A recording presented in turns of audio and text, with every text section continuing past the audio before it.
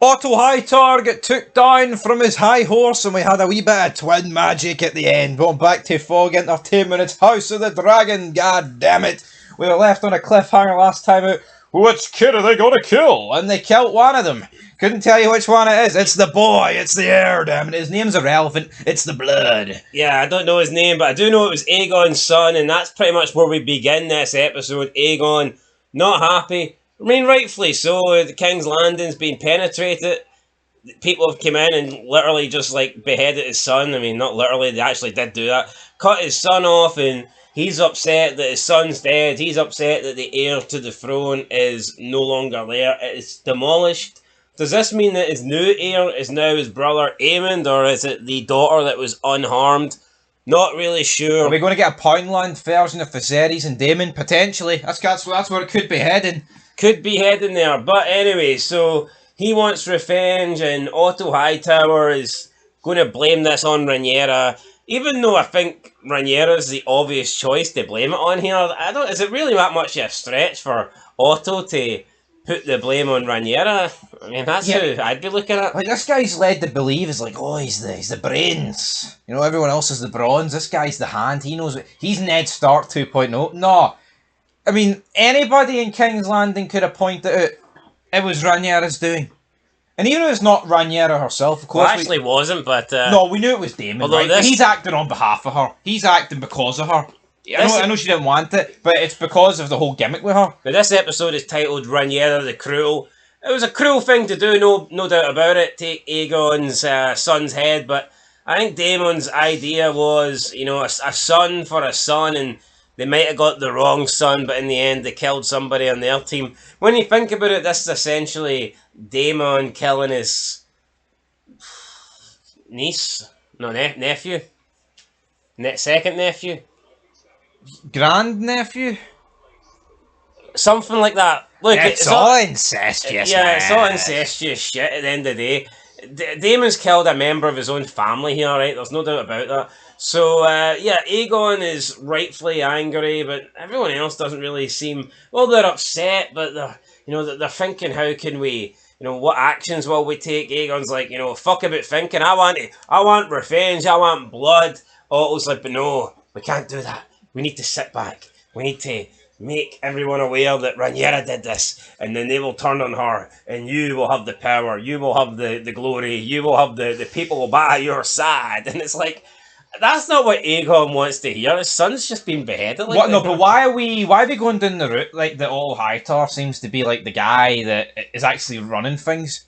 Like, see in Game of Thrones, yeah, the Hand of the King can weigh in, but it's the king that gets the final say. See if someone... Why the fuck's Otto Hightower disappointed that Aegon wants blood? Yeah, you might not agree, but he's the king. You're not. He just wants to manipulate the guy. See if somebody broke into, like, Harrenhal and beheaded Jaime Lannister, do you think Tywin would be like, right, we need to calm down here, I'll send a raven? Or do you think he'd be like, I want fucking blood, I want revenge, it's a bit weird. And you know what? I think a show full of mediocre acting, I actually think Aegon stepped up to the task here. I thought he was really good.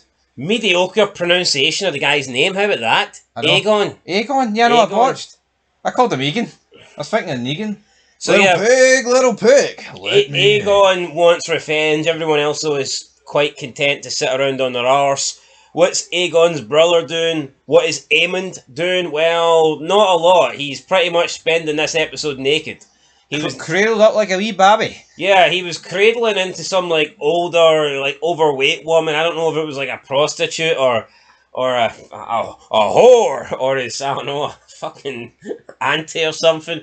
But it was just, it was weird. This big guy who looked very skinny, I mean, bones sticking out of him here.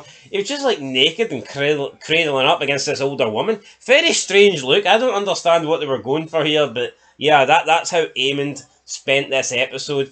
Then news reaches Rhaenyra that she's been accused of this. She can't believe it. She looks around at her table. Why would anyone think I've done this? One of her men, one of her loyal council members. Well, maybe you did do it, revenge for a son, but she's not happy about this. And she's like, how dare you believe I could do it? And then she looks at Daemon, and I think she realises, fuck. It might not have been me, but somebody possibly done it on behalf of me. When the room clears, she questions Daemon. Daemon essentially admits to it, but says he didn't mean for it to go down the way it did, and that he was trying to kill Aemond because Aemond took her son. But, I mean, I think Daemon didn't really care the consequences. He just wanted somebody dead at this point. He did. I mean, even if it was an innocent child. This guy's very selfish and untrustworthy. It's been the same since we met him in episode 1. Apart from plot armor and the fact he's played by Matt Smith, this guy would have been killed a long time ago. It's just plot armor that's keeping this guy alive. Like, how many times he's betrayed, like, high up people? Like, his fucking own brother. And he's like, oh, Viserys was weak, that's why he didn't want... No, he didn't fucking want you as the heir, because you betrayed him and disobeyed him at every step in court. And you groomed his fucking daughter when she was 14. He just couldn't be trusted, so... We get a bit of a domestic between the two. Rhaenyra says, look, no one's really ever trusted you. I've never trusted you. My father couldn't trust you. Why do you always do this? And then Daemon starts, pushing the dagger into his already dead brother. Well, he was a fool. It's not that he didn't trust me, it's he was weak and he didn't want me to surpass him by naming me heir to the throne. That's why he stole it from me and gave it to you. So are we beginning to see what Daemon truly thinks here? Does Daemon like anybody? Does he care about anybody? Or is this guy just a bastard? I think he's just a bastard. I think he's full of shit. I'm not denying that maybe Viserys didn't want this guy to be the... I think the guy didn't want Daemon to be the heir because he's untrustworthy, he's hot-headed, and with him, you're guaranteed conflict. Yeah, just because Viserys tried to shy away from conflict, that doesn't necessarily make him a bad king. Does it? But take away that. It's the fact that Daemon went against this guy everywhere. See in the first season, how many times did he actually act against Viserys? Here, I'm going to send you help in the, what is it, not the Dragonstone, that place with the moss and the crabs. What's Daemon do? He goes in... Goes on a suicide mission? Yeah, no, ridiculous. So stay away from my door, ends up having like 20 kids with her. So, that was that, really, and it looks like these two are not happy. Daemon then gets on his dragon and he flies away. We get Corlys with his wife, just lying in bed, nothing happening there. Two other black guys in the same location, Yeah, two black guys talk about chicken stew. That didn't really do anything for me. I think that's where Daemon's flying to. Is he going to shit in the stew? I don't really get anything that's going on there.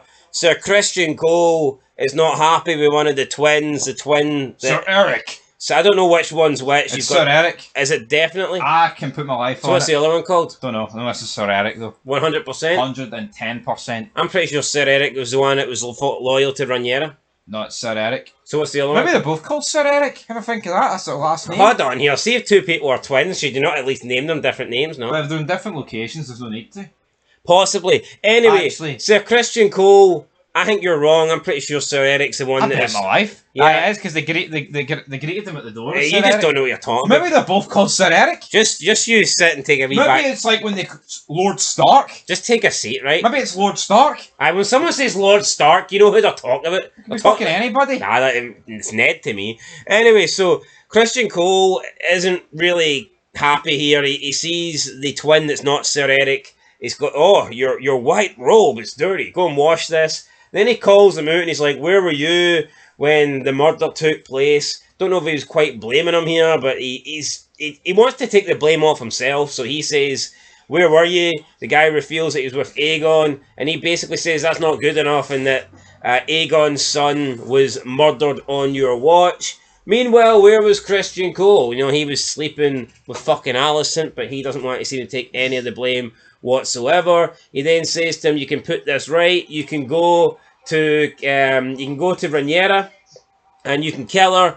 And he's like, by myself? And he's like, yeah, by myself. He's like, there's no way I'll be able to do it. Security will be up, guards will be up. And he's like, no, you can sneak in as your brother. So what since they're twins, so what Criston Cole does here is essentially send this guy on a suicide mission, and he gives them the option of either A, you go and do it, or B, you're betraying your king. But it's like, Aegon's not asking him to do this. Criston Cole doesn't have the authority to do this. So Criston Cole sends him... What does Sir Eric do, or the twin? Does he go to the king and be like, here, that's big man, the king's council, whatever, sending me here? King's guard? This is he just doesn't have the authority to do this. It just doesn't. Yeah, but what happens if he doesn't go? Disobeys the leader of the King's Guard, the commander. Well, he probably should just go to Aegon or the Hand and be like, "Here, why am I being sent on a suicide mission here?"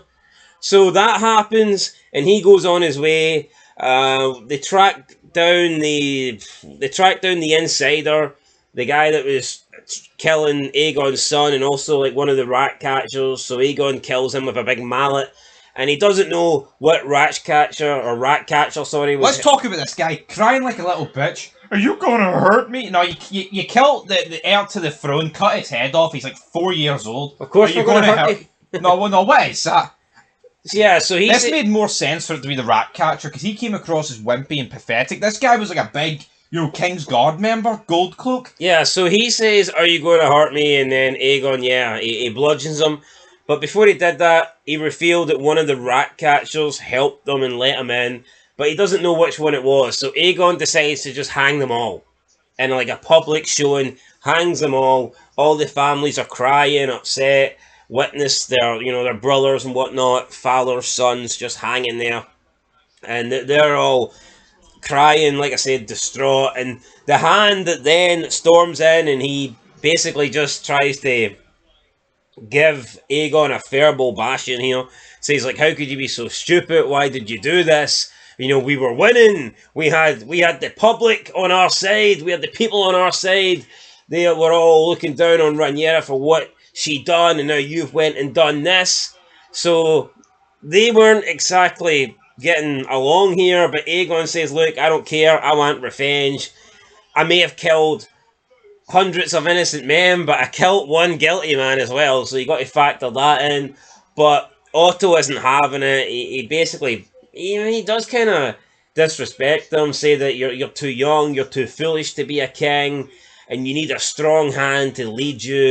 And he goes to leave, but Aegon's like, "No, I don't need a strong hand. What I need is Criston Cole." And he tells Otto to throw his symbol, throw his hand of the king crown, his badge, his pin, and then he just he takes off, he throws it at Criston Cole, and Otto storms away. Criston Cole is now the new Hand. Can you be the Hand and the leader of the Knights Guard? I'm not sure, to be honest. I doubt it. He's going to have to, I was going to say he's going to have to pick between them. I mean, he's going to have to be the Hand. That Hand outranks the King's Guard, I guess. Yeah, Otto then goes and complains to Alicent. She says, "Look, just you leave. You go back to the Otto Hightower place or whatever, and I will try and talk to Aegon." Not a lot else happening then before we get to the brother showdown. Was that it in terms of...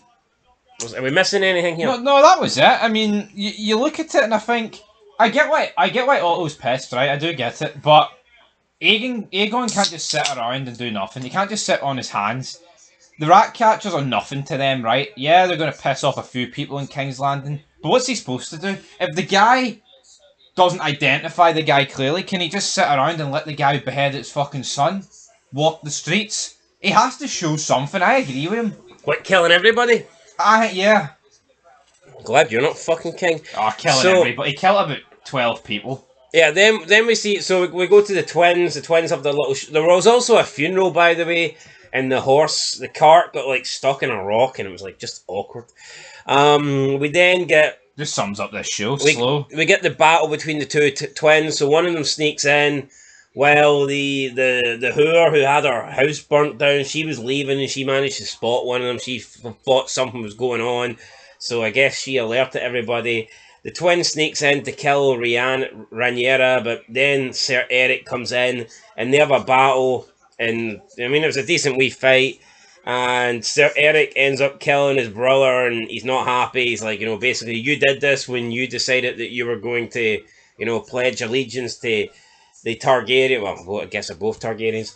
You were going to pledge allegiance to Aegon as your king, and so he kills his brother, but then I guess he's like, oh fuck, I failed here, I've killed my brother. So then he kills himself after apologising to Rhaenyra.